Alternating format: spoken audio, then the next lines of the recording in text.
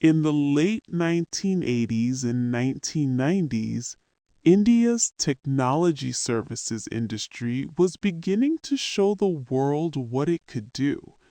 In that hopeful atmosphere, a company called Satyam Computer Services grew from an ambitious idea into a global IT provider. Its story looked like a modern success: skilled engineers, international clients, and a brand that seemed to represent a confident, fast learning economy. Satyam positioned itself as a dependable partner for large organizations that wanted software development, maintenance, and business process support. The company spoke the language of quality and process discipline, exactly what global clients wanted to hear. Awards, partnerships, and stock market excitement followed. For many observers, Satyam became proof that Indian firms could compete at the highest level.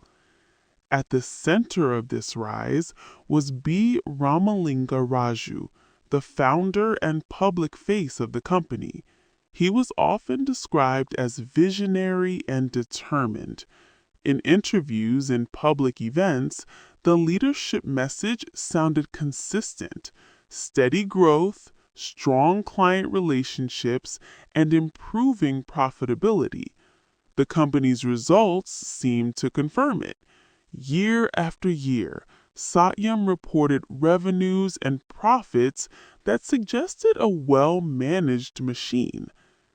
But in the world of fast-growing public companies, there is a quiet pressure that rarely shows up in celebratory headlines: the expectation to keep meeting targets. Once a firm becomes known for predictable growth, the market can treat any slowdown as failure, even when the business remains healthy. Inside many organizations, this pressure can slowly change decision making. Leaders begin to fear disappointment more than they value transparency. In Satyam's case, the public image of consistent performance became a powerful story, so powerful that it may have started to feel like something that had to be protected at all costs. A company's reported numbers are not just accounting entries, they are signals of competence, stability, and trust. And in professional services, trust is the product. When a services firm's reputation is strong, clients sign contracts more easily, employees feel proud, and investors reward the future with higher valuations. This is where the documentary lens becomes important. Before any crisis becomes visible, there is usually a period where everything looks normal from the outside. Meetings continue, quarterly calls happen on schedule, reports are published. The organization's everyday rhythm gives people the comfort that nothing is wrong. Yet, the most important risks are often hidden in plain sight. In many corporate failures, the earliest warnings are not dramatic, they are small patterns, results that look unusually smooth, margins that stay stable despite changing conditions, or cash claims that seem generous for the firm's type of business. When those patterns appear, they don't automatically mean something is wrong, but they do mean that governance and auditing must stay alert. For years, Satyam appeared to be thriving. It expanded, won large accounts, and built a global presence. To employees and the public, it was a success story that felt inspiring. But beneath the surface of a celebrated trajectory, a dangerous gap can form: the gap between a company's public narrative and its internal reality. As we move into the next part of the story, keep one question in mind. When a company's identity becomes tightly tied to meeting expectations, what happens when real life becomes more complicated than the story it has been telling? To understand how a respected company can slide into a crisis, it helps to picture corporate reporting as a routine with many checkpoints. Numbers flow from projects to internal systems, then into financial statements, and finally into polished reports. In a healthy organization, this process is supported by controls, approvals, reviews, and independent verification. But in a fast moving company, routines can become mechanical. People assume the system works because it has worked before. Satyam operated in the IT services world, where performance is strongly linked to contracts, staffing, and delivery. Revenue recognition depends on service milestones, billing schedules, and client acceptance. This environment can be complex, even when everything is honest and orderly. Complexity creates opportunity for misunderstandings, and when combined with intense target pressure, it can create opportunity for manipulation. One of the most important themes in corporate governance is the difference between a good business and good reporting. A company can have real projects, real employees, and real clients, and still publish numbers that do not accurately reflect reality. When that happens, the firm may still feel successful internally because work is happening and customers exist. That feeling can make it easier for leadership to rationalize small adjustments. A common pattern in major accounting scandals is the idea of temporary fixes. A leader convinces themselves that a small correction will be reversed later. Perhaps the next quarter will be stronger. Perhaps a new deal will close soon. Perhaps the company will grow into the numbers. The danger is that once reporting stops matching reality, the company must keep working harder to maintain the illusion. Each reporting cycle becomes a new test of whether the story can be sustained. For a public company, the incentives are intense. Meeting expectations affects the share price, and the share price affects reputation, employee morale, and the ability to raise capital. It can even influence whether clients feel safe signing long contracts. When leadership believes that a bad quarter might start a chain reaction, they may start treating honest reporting as a threat rather than a duty. Over time, internal culture can shift. People may become hesitant to ask questions. A strong leader's confidence can feel like certainty. Teams may interpret smooth performance as proof of competence, not as a signal to double check. In these conditions, controls can still exist on paper, but become weaker in practice. Satyam's public image remained bright, and its reports suggested strong health. But as later events would reveal, the company's stated financial position did not fully match its underlying reality. The situation did not appear overnight. It developed through a sequence of decisions that gradually reduced the space for truth. From an educational perspective, The most valuable lesson here is not about any single document or any single person. It is about how systems fail slowly.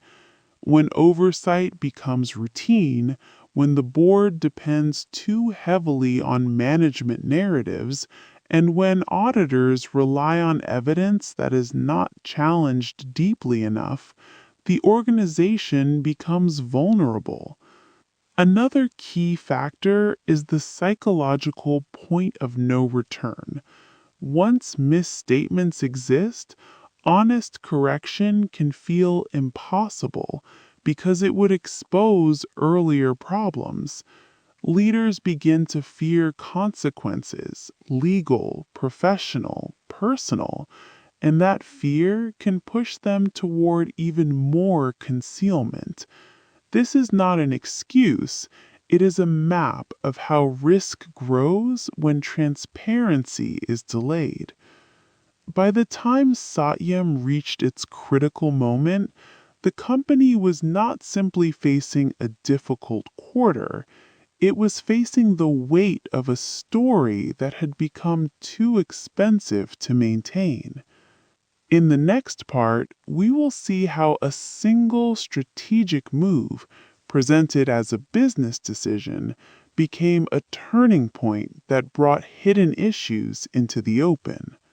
As Satyam continued operating as a major IT services firm, a significant corporate decision emerged that would later be remembered as a turning point. The company proposed acquiring stakes in two related entities connected to the founder's family interests, Maytas Properties and Maytas Infrastructure. Even without dramatic language, the reason this mattered is clear. It appeared to shift capital from an IT services business into real estate and infrastructure, areas with different risk profiles and different valuation challenges. To outside observers, such a move can look like diversification, but diversification only makes sense when it fits strategy, governance is strong, and conflicts of interest are handled with careful transparency. In Satyam's case, many investors and analysts reacted with concern. The proposal triggered a basic governance question. Was this in the best interest of Satyam and its shareholders, or did it benefit insiders? In markets, reactions can be fast. When a company announces a plan that does not match its identity, stakeholders begin searching for hidden reasons. A sudden push into unrelated sectors can be interpreted as a sign that something else is happening. Perhaps the core business is weaker than it appears, or perhaps management is trying to solve a private problem using public resources. The proposed acquisition drew criticism and resistance. The board's role became central in public discussion. A board is supposed to represent shareholders and ensure major decisions are fair, justified, and properly reviewed. When a company's leadership is influential, boards can sometimes become too trusting. That is why independent oversight matters most when decisions are uncomfortable or unexpected.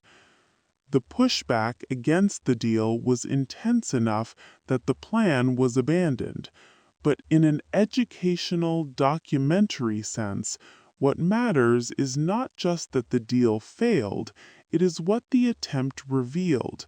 It suggested that the company's leadership may have been under pressure to address financial or structural gaps that were not visible in ordinary reporting. Here we can pause and explain a concept that helps audiences understand corporate crises. When normal options disappear, leaders may reach for unusual ones. If the core financial reality is strong, there are usually many straightforward ways to handle challenges: cost management, clearer guidance, gradual adjustment of expectations, or transparent restructuring. When a leader tries something unusually complex or controversial, it may be because the simple options no longer feel available. After the failed acquisition plan, the trust environment around Satyam weakened. Stakeholders looked more closely. Questions grew louder. The company's image, once framed around reliability, now had uncertainty attached to it. In professional services, uncertainty spreads quickly because clients and partners are sensitive to continuity risk. At this stage in the story, it is important to treat the issue with a calm, educational voice. Corporate scandals are not entertainment. They affect employees, investors, and the broader ecosystem. The aim of analysis is to learn how safeguards can fail and how they can be strengthened. The abandoned acquisition attempt functioned like a spotlight. It did not prove everything by itself, but it encouraged deeper scrutiny. And when scrutiny increases, hidden inconsistencies become harder to maintain. In the next part, we will move to the moment when the situation could no longer be contained, when leadership admitted that the published picture of the company's finances was not accurate, and the consequences began to unfold quickly. In early 2009, Satyam reached a moment that reshaped its identity overnight. The founder and chairman, B. Ramalinga Raju, disclosed that the company's financial statements had contained major misstatements. The announcement effectively confirmed what many now feared. The numbers presented to investors did not fully represent the company's actual financial condition. From a documentary viewpoint, this moment is significant not because it is sensational, but because it demonstrates a key reality of governance. When trust breaks, it breaks quickly. Markets rely on credibility. Once credibility is questioned, every prior report becomes suspect, and stakeholders must reassess decisions made on the basis of those reports. The disclosure set off a chain reaction. Investors reacted rapidly, and the company faced an urgent need to stabilize operations.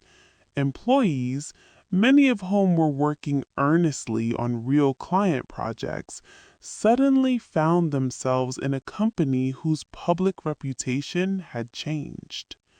Clients evaluated risk. Would projects continue smoothly? Would contracts be honored? Would teams remain intact? In services, continuity is everything, so leadership and regulators needed to act fast to protect the ongoing business activity from collapsing into confusion. Authorities and regulators in India moved to manage the crisis. One immediate goal in such cases is to prevent a trust vacuum where uncertainty harms employees and clients more than the underlying business would require. A company can have valuable talent in ongoing contracts even if the reporting has been unreliable. Protecting those real economic activities becomes a priority. A crucial educational point here is the difference between the company as a workforce and service engine versus the company as a set of financial statements. The first is made of people, skills, clients and delivery. The second is made of reported facts and claims. In Satyam's case, the second had been damaged, but the first still needed a chance to survive. The board and oversight structures were reshaped. New leadership and governance measures were introduced to regain control. In major corporate crises, replacing or reinforcing oversight is not just symbolic. It creates the operational ability to make decisions without the conflict of the past. Investigations expanded, and the company's financial reality had to be rebuilt through careful review. This process is slow because it involves verifying cash positions, receivables, liabilities, and the true profitability of operations. Verification is not simply checking a number. It means tracing evidence, confirming counterparties, and ensuring that what is claimed in reports matches what exists in dependable records. During this period, Satyam's future depended on a single question. Could the company be preserved as a functioning services business under new stewardship? If yes, then employees could keep working, clients could keep receiving services, and value could be protected even while accountability proceeded through legal and regulatory channels. This is also the moment when Satyam began to be labeled widely as the Enron of India. The comparison was not about identical details, it was about the scale of trust loss and the sense that a respected name had been masking deep reporting problems. When a scandal becomes a symbol, it often influences reforms far beyond the single company. The immediate aftermath was a lesson in how fragile corporate legitimacy can be. Years of brand building can be undermined by a short disclosure, not because the market is cruel, but because the market requires reliable information to function fairly. In the next part, we will follow the stabilization efforts and the transition, how the company moved from crisis toward a new ownership structure, and what the episode taught India's corporate ecosystem about oversight, auditing, and board responsibility. After the disclosure, Satyam's story shifted from growth to survival. The goal became clear: protect employees and clients, preserve viable operations, and move the company into a structure that could operate with restored credibility. A major tool in crises like this is an orderly transition, finding a stable owner or partner who can provide governance strength, financial support, and a credible reputation. For an IT services company, a well-managed transition can prevent client losses and reduce the risk of talent leaving. The services industry runs on people and relationships. If those disappear, recovery becomes far harder. Satyam entered a process overseen by regulators to identify new leadership and ownership. This process mattered because it showed the market that the situation was being handled through formal mechanisms rather than improvised decisions. In moments of uncertainty, structure itself becomes a source of calm. Eventually, Satyam was acquired by Tech Mahindra, part of the Mahindra Group. The acquisition was not simply a financial event, it was a trust event. A reputable parent organization can provide what a shaken company lacks: independent governance, operational discipline, and a new identity that clients can believe in. In the months that followed, the practical work of rebuilding began. This included strengthening internal controls, improving financial verification processes, and implementing governance practices that reduce the risk of management dominance. The company needed to demonstrate that decision making would no longer depend on a single powerful voice, but on systems that could withstand pressure. For employees, this period often includes two simultaneous experiences: anxiety and pride.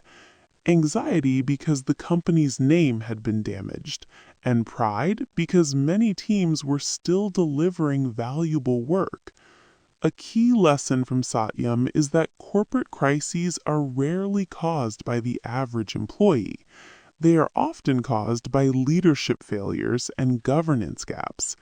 Yet, average employees live with the consequences. The integration into Tech Mahindra led to a rebranding and operational consolidation over time. The objective was clear: keep the functional value of Satyam, its people, skills, and client delivery, while removing the governance weaknesses that had allowed reporting problems to grow. From an educational standpoint, this phase reveals how reputations can be rebuilt, not with slogans, but with evidence. Evidence looks like stronger oversight, clearer reporting, independent checks, and consistent behavior over time. Trust does not return instantly. It returns gradually when stakeholders see reliability repeated. This is also where the broader corporate ecosystem began absorbing lessons. Auditors, boards, regulators, and investors all re-examined assumptions. The scandal encouraged new questions. Are independent directors truly independent? Are audit procedures designed to challenge management claims? Are internal controls robust enough for rapid growth? Are incentives aligned with ethical reporting rather than short-term targets? Satyam's rescue did not erase the past, but it prevented the crisis from destroying the livelihoods of thousands of employees and the continuity of many client projects. It also showed that the system could respond, imperfectly but meaningfully, by steering a damaged company into a safer structure. In the final part, we will focus on the long-term lessons, what this story teaches about corporate governance, auditing discipline, ethical leadership, and how organizations can design systems that protect truth under pressure. The Satyam scandal remains a landmark case in corporate governance because it illustrates how a respected organization can drift away from truth while still appearing successful. The lasting value of this story is educational. It helps leaders, investors, and employees recognize risk patterns and strengthen safeguards. The first lesson is about governance independence. Boards are not ceremonial. They are guardians of shareholder interest. When a board becomes too close to management, oversight weakens. Independence is not only about who sits on the board, but also about how the board behaves, asking uncomfortable questions, requesting verification, and resisting decisions that create conflicts of interest. The second lesson is about auditing as a discipline of skepticism. Auditing is not the act of accepting management explanations and matching them to neatly prepared documents. Strong auditing means validating key claims through reliable evidence and being willing to dig deeper when patterns look unusually smooth. In major failures, a common weakness is an audit process that becomes procedural rather than investigative in mindset. The third lesson is about internal controls and culture. Controls are not only checklists, they are a culture of accountability. If employees believe that raising concerns will be ignored or punished, risk grows quietly. Healthy organizations encourage respectful questioning and make it safe to report inconsistencies. This does not create conflict, it creates resilience. The fourth lesson is about incentives and expectations. Markets often reward consistent performance, but organizations must avoid turning predictability into obsession. When leadership believes it must always meet targets, it may start treating transparency as negotiable. A better approach is to communicate reality clearly, even when growth slows, and to build investor trust through honesty rather than perfection. The fifth lesson is about complexity and verification. In industries with complicated billing, milestone reporting, and multi clients operations, it becomes easier for inaccuracies to hide inside complexity. This does not mean complexity is bad. It means systems must be built to verify critical claims, especially cash positions and major receivables, with extra care. Finally, the Satyam story teaches that corporate trust is both fragile and renewable. Fragile because a single breakdown can undo years of credibility.